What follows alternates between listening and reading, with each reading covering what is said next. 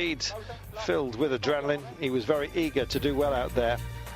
And on board, you can see he had his problems on the windy stuff, but equally as impressive. Neuville, cheered on by the fans, suddenly felt some movement of the steering wheel, just pulled over for a moment, and then unfortunately got trapped behind the Suzuki of Zaustegi. Thankfully, he spotted him, let him by, because he was clearly in the quicker car. It wasn't a puncture after all, and he was able to drive it home toward the end. Neuville found himself chasing the Suzuki, but was let by. But it all just got a little bit too much a little bit later on. Sports fans got their moment of spectacle, then pushed him back onto his four wheels. And the Suzuki man, Zaustegi, was back and racing again. Goodness gracious, it was busy out there, was it not? Number 8, Thierry Neuville. Pittman also getting nearby. Gosh, hairy stuff on a very, very busy road out there. So much drama. How would it pan out?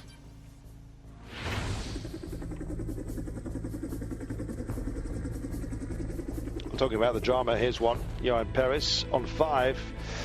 Pulled over. The Mitsubishi Evo 9 caught fire and burnt to the ground. And so special stage 6 had to be halted for 20 minutes. For Perez, it was all over, and a big, big bill, and that's a real shame for a man in his position. So this is how it looked. Kubetsky and everyone else moving up one because of problems for Meek after 8. Well, the rally Islas Canarias has grown over the years. It's a very popular event in Spain, having hosted the Race of Champions as well over several years. Motorsport is huge on the island, too popular sometimes. The organisers had to cancel Special 9 simply to keep everybody safe out there. Well, the drivers generally welcome the enthusiastic fans and enjoyed being cheered on. Johanan told us that on some of the corners you were almost driving over people's feet because they were just so keen to get close to the action. It got a little bit dangerous, and well, the decision of the organisers about Special 9 proved to be a wise one, just keeping it all sensible. When we come back after the break, we're going to go face-to-face, head-to-head, as the Peugeot boys get compared right here. Stay with us.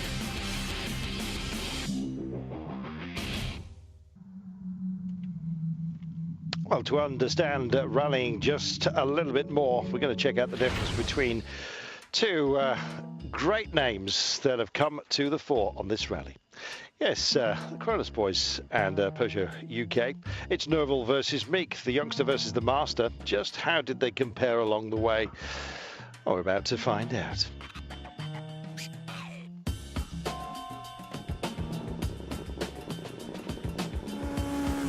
Well, for Neuville, all this level of attention is pretty new. How would the 21-year-old Belgian perform running on the same team effectively as the defending IRC champion Chris Meek? Chris is known for adapting very quickly to rallies, and he's done that exactly here, as you saw before his issues. Aggressive style makes the difference, and he's usually very, very quick. Fast to adapt, fast out there as well. We're taking a look at Special Stage 5.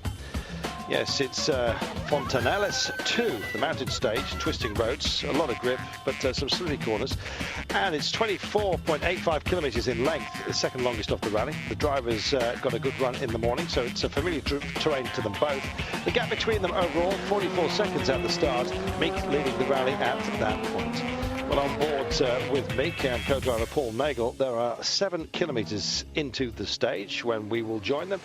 Already approaching a point, and we will freeze the image and the clock, and then we're going to compare the pair of them as they go side by side, mano a mano, Meek versus the young Belgian. So who will it be, Meek or Neuville? That's the marker for the start, 7.81 kilometres into the stage. And here we go, Meek and Nagel on top, Neuville and Klaasje on the bottom. Well, Chris and Paul deeper into the corners, not lifting so much, aggressive but in control and taking a few risks. Thierry finding a good rhythm, but as you can see, it's Meek that's cutting to corners and getting more speed. More caution then from Thierry. Let's see how they roll and listen in, shall we? 60, slowing 5 minus for sudden, 2 left, don't cut. 50, don't cut it. Early trail plus, don't cut as well. 80, danger, right tight into 2 right minus, don't cut, double tight, watch this corner. You don't like it, don't go wide. En gauche 40. En droite 40. et 80, droite 25, tour en frein, gauche 55. Droite 25, tour en frein, gauche 55. En droite 10, en gauche 15, en droite 30, vite. And 3 left plus, keep out 50, left, tighten the 2 left plus, 60. Line into long, 2 right plus, go out, 30, early 3 left plus, don't cut the 3 left, 60, 2 left plus. Gauche 35, tenir en droite 25. Droite 25, tour, droite 30. Droite 30 et 100 mètres. Droite 45 Milon pour gauche 20. Droite 45 Milon. Early tight 4 left plus, 100. 3 left keep out, tightens minus late. And 3 right, tightens minus danger, don't cut it. Pour droite 35, tenir en gauche 30. Pour droite 45. Pour droite 45. And 4 left minus, opens, go out for 4 left line, well in, 150 to the junction. So we roll the club to see the difference, and you can see it's 2.6 seconds after the 3 kilometres that we stayed on board with them during this stage. And if you look at the map, the gap won't seem too big, but when you spin it out over the whole stage, it could be more than 20 seconds by the end. And that's before any mistakes or problems that might crop up along the way. So in this battle between Mikernagel, Neuville and Klanger, it's the champion that won. Jan Kopecki and his Skoda Fabia came into day 2 as leader because of Mick's puncture problems. And we're sure that Mick will be trying to battle his way back up through the rankings. So with championship points in mind, it was time to attack himself for Kopecki.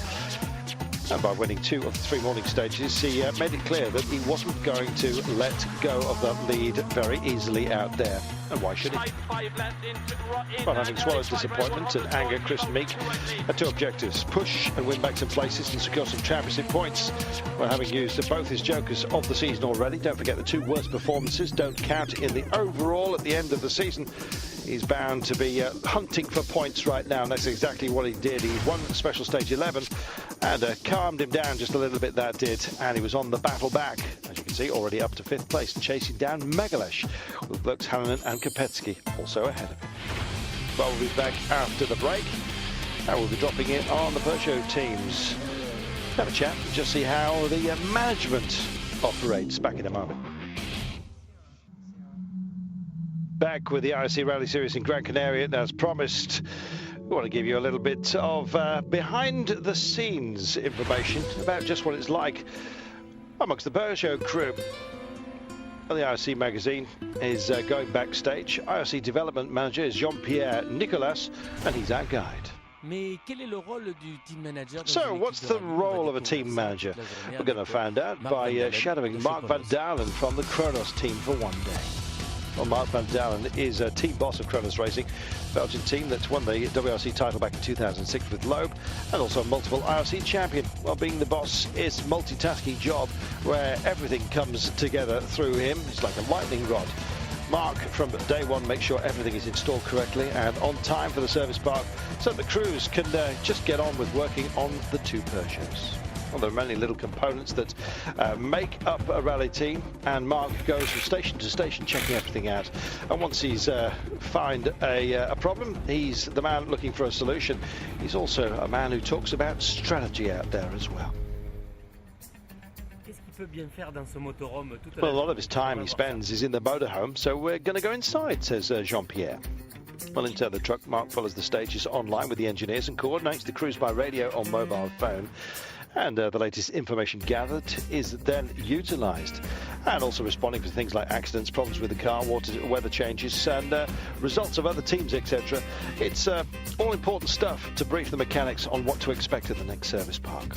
Well, besides the sporting side, the team manager also has to deal with the media, keep in touch with various rally organisers, and of course Peugeot HQ back home as well.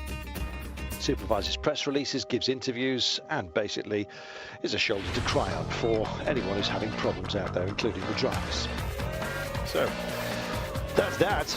Meanwhile, bittersweet symphony for Thierry Neuville.